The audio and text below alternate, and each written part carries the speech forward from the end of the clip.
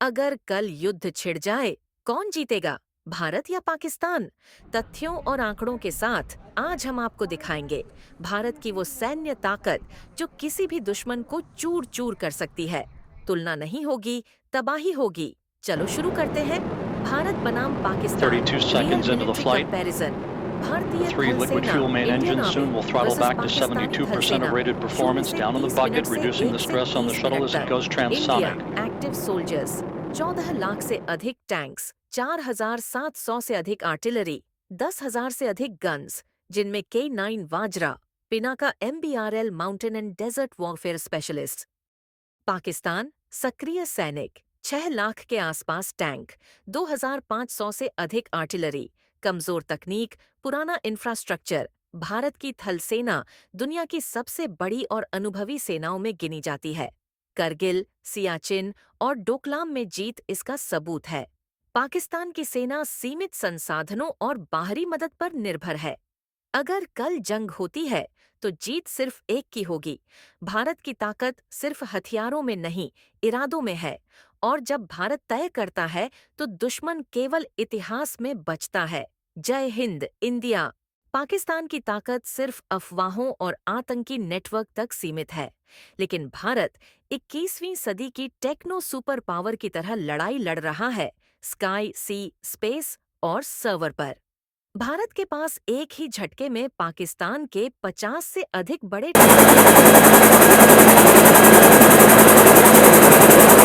दबाया, तो हमारे पास भी मासिव रिटेलिएशन डॉक्ट्रिन है, यानी पूरा मिटा देंगे।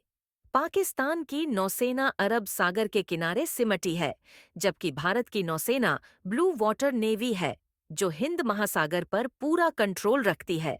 1947 से लेकर आज तक पाकिस्तान का एक ही एजेंडा रहा है, भारत को अस्थिर करना। और ये सिर्फ जंग के मैदान की बात नहीं, ये है आतंक, प्रॉक्सी वॉर और इंटरनेशनल डिप्लोमेसी का गंदा खेल। पाकिस्तान एक तरफ कहता है हम शांति चाहते हैं, लेकिन दूसरी तरफ आतंकियों को शहीद बताता है। यूएन में खुद को पीड़ित दिखाता है, लेकिन FATF ने इसे ग्रे लिस्ट में रखा क्योंकि ये आतंकी फंडिंग रोकने में फेल हुआ है। ISI ही देश चलाते हैं जो भारत विरोध को पालते हैं। अब भारत चुप नहीं बैठता। 2016 में URI के बाद सर्जिकल स्ट्राइक, सीमा पार घुसकर आतंकी लॉन्च पैड तबाह। 2019 में पुलवामा के बाद बालाकोट एयर स्ट्राइक, भारतीय वायुसेना ने आतंकी कैंप्स को मिसाइलों से उड़ाया। एक मजबूत भारत तभी बनेगा जब हम अपने सबसे खतरनाक दुश्मन को पहचानेंगे और रोकेंगे। पाकिस्तान सिर्फ एक पड़ोसी नहीं, एक स्थायी सुरक्षा चुनौती है, और हमें हर मोर्चे पर तैयार रहना होगा। लेकिन पाकिस्तान कहता है कि मस्जिदों और आम नागरिकों पर हमला हुआ है, 8 लोगों की मौत इंक्लूडिंग बच्चे। सच क्या है और क्या हम जंग के कगार पर हैं? चलिए गहराई से समझते हैं।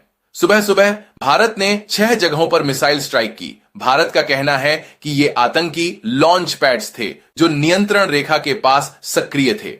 सिर्फ आतंकी इंफ्रास्ट्रक्चर को निशाना बनाया गया। भारत के रक्षा मंत्रालय का बयान, कोई आम नागरिक हताहत नहीं हुआ। लेकिन पाकिस्तान की तरफ से एकदम उलटी कहानी सामने आई है। CNN के निक रॉबर्टसन बता रहे हैं 6 जगहों पर हमले।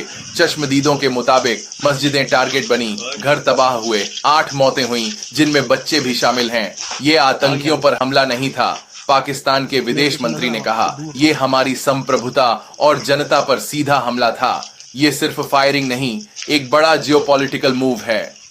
भारत की मंशा, हाल की आतंकी घटनाओं का बदला, चुनावी माहौल में राष्ट्रीय सुरक्षा का संदेश, वैश्विक मंच पर सख्त छवि पेश करना पाकिस्तान की रणनीति।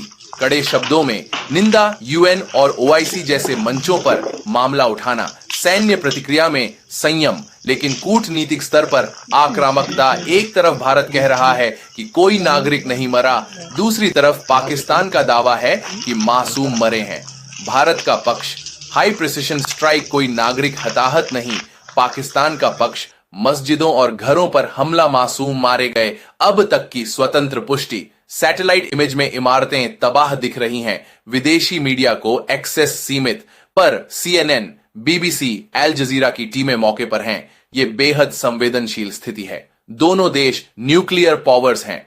संभावनाएं, बेस्ट केस यूएन मध्यस्थता करे, मामला शांत हो, वर्स्ट केस बदले की कार्रवाई और बढ़ता तनाव अब कूटनीति और नेतृत्व की असली परीक्षा है। आपकी राय क्या है? क्या भारत ने सही किया या ये एक खतरनाक कदम था? कमेंट में बताइए। लाइक करें, सब्सक्राइब करें और जुड़े रहें, क्योंकि ये क